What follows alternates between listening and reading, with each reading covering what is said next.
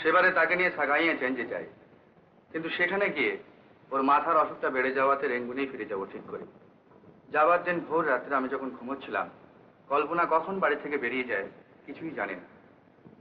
তারপর সকালবেলা ঘুম থেকে উঠে তাকে কোথাও খুঁজে না পাওয়াতে গেলাম থানায়। সেখানে গিয়ে জানলাম যে এই মাত্র খবর এসছে যে একটি মেয়ে ওই দিন ভোর রাত্রে ট্রেনে কাটা পড়েছে। ছুটলাম সেখানে, লাশ দেখেই বুঝতে পারলাম যে কল্পনা উন্মাদ অবস্থায় আত্মঘাতী হয়েছে। তাকেই হবে। তাহলে মৃতদেহটি আপনার স্ত্রী বলে আপনি শনাক্ত করেছিলেন? হ্যাঁ। ইওর অনার, স্ত্রীর মৃতদেহ স্বামী স্বয়ং শনাক্ত করেছেন। আমার মনে হয় এই প্রসঙ্গের এইখানেই জবনিকা টানা উচিত। আমি কি যেতে পারি? না, ওর হয়েছে, আমার এখনো আছে মশাই। আর তো নতুন কিছু বলবার নেই? সেটা আমরা বিবেচনা করে দেখব। বেশ, কি জানতে চান বলুন। প্রস্তুত করেই বলবো।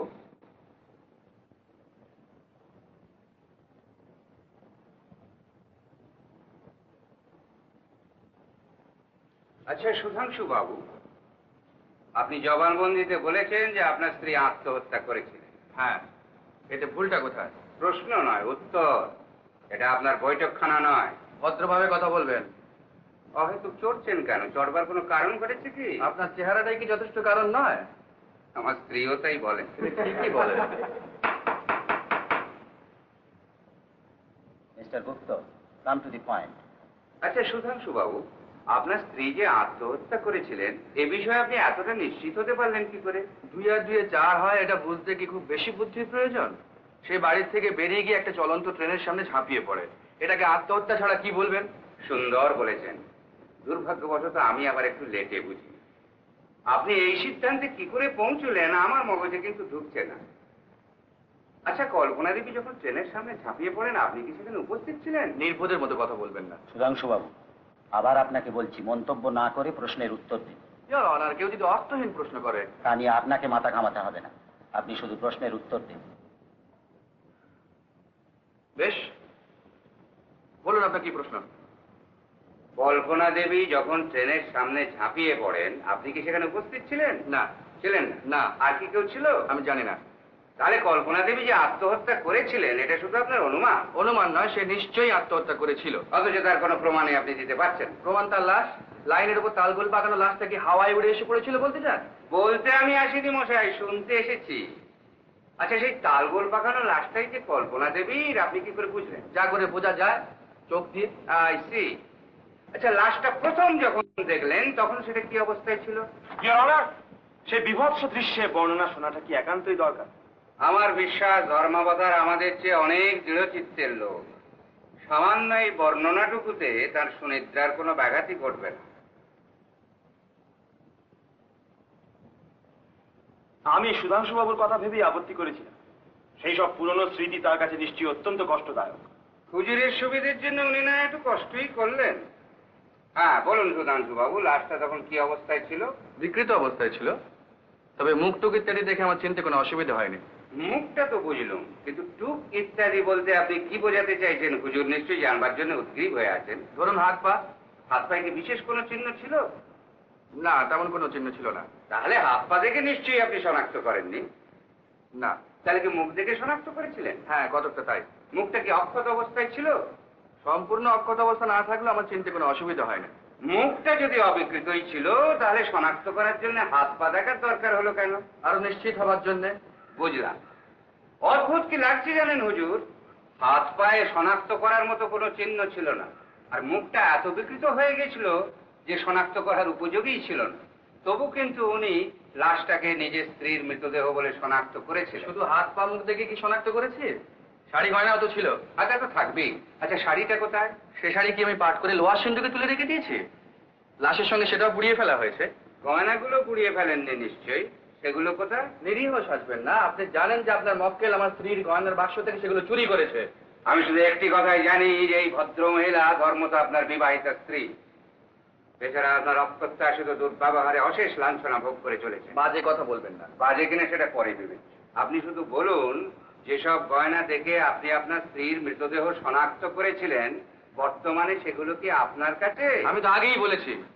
আগে উত্তর দেননি, এড়িয়ে যাবার চেষ্টা করেছেন। গণিতা না করে সোজা প্রশ্ন। মিস্টার গুপ্ত, ভুলে যাবেন না এটা আদালত। নিজেকে সংযত করুন।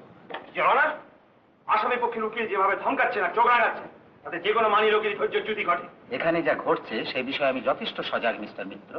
I am sorry. বলুন সুধাংশু বাবু, সেই গয়নাগুলো বর্তমানে কি আপনার কাছে? না, কেন? আমি তো আগেই বললাম যে গয়নাগুলো চুরি হয়ে গেছে। জনার, এই সাক্ষীর জেরা এখন বন্ধ রাখার জন্য আমি আপনার অনুমতি চাইছি। সাক্ষীর বাড়ি থেকে স্বর্গীয়া কল্পনা দেবীর গয়না চুরি সংক্রান্ত সমস্ত প্রমাণ আমি আগে দাখিল করেছি। মিস্টার ব্যানার্জির এ বিষয়ে আপত্তি আছে? না হুজুর। সাক্ষী বাইরে গিয়ে অপেক্ষা করুন।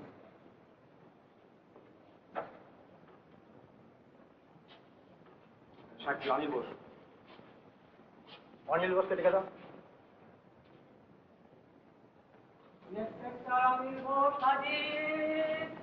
ইন্সপেক্টর অনিল বোস হাজির।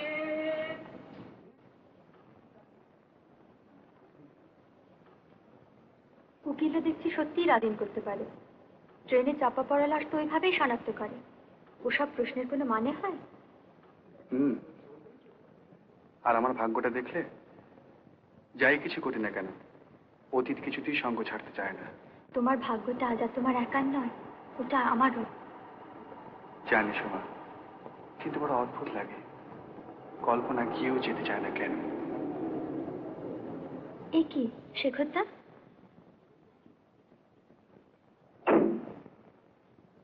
হ্যালো সোমা। কি ব্যাপার, আপনি এখানে? আজ সকালে আসামি পক্ষ থেকে আমাকে সমন ধরিয়ে দিয়ে গেছে। আপনাকে সমন? কি জানতে চাই আপনার কাছে? কি জানি, ঠিক বুঝতে পারছি না। ভেবেচিন্তে উত্তর দেবে শেখরদা। ওদের উকিল কিন্তু বড্ড যা তা প্রশ্ন করে। ভয় পেও না সোমা, পুলিশের লোক এসবে অভ্যস্ত। কফি খাবেন? কফি বলছো? দাও। জানেন শেখরদা, সেই যে সমাদদার বলে লোকটা, হ্যাঁ হ্যাঁ। সে কিন্তু সকাল থেকে কোর্টে উপস্থিত আছে। আচ্ছা, ওই লোকটি যদি কোনো স্বার্থ না থাকবে তাহলে সারাদিনও কোর্টে বসে থাকবে কেন? নিছক কৌতূহল কিংবা অন্য কোনো ধান্দা। কিন্তু পুলিশ রিপোর্ট অনুযায়ী এ ব্যাপারে মেয়েটির সঙ্গে ওর কোনো লিঙ্কই খুঁজে পাওয়া যাচ্ছে না। তাহলে সুধাংশু বাবুর মুখের কথা ছাড়া গয়না চুরির আর কোনো প্রমাণই আপনার কাছে আসেন? না। চাবি চুরি যায়নি, তালা ভাঙেনি, গয়নার বাক্স কিংবা দেরাজে সুধাংশু বাবু ছাড়া আর কারো আঙুলের ছাপ নেই, তাহলে চুরিটা হয়েছে ভোজবাজিতে। আবার গয়নার বাক্সে 1025 টাকার গয়নাও মজুদ। অর্থাৎ চোরটি লোভ জয় করে বেছে বেছে মাত্র কয়েকটি গয়না নিয়েছে। তা কিছুটা এখানে, বাকিটা নিখোঁজ। এমন একটি আষাঢ়ে গল্প আমাদের বিশ্বাস করতে বলেন ইন্সপেক্টর সাহেব? ইওর অনার, এই সত্য ঘটনাটিকে উনি অবিশ্বাস্য বলে উড়িয়ে দিতে চাইছেন।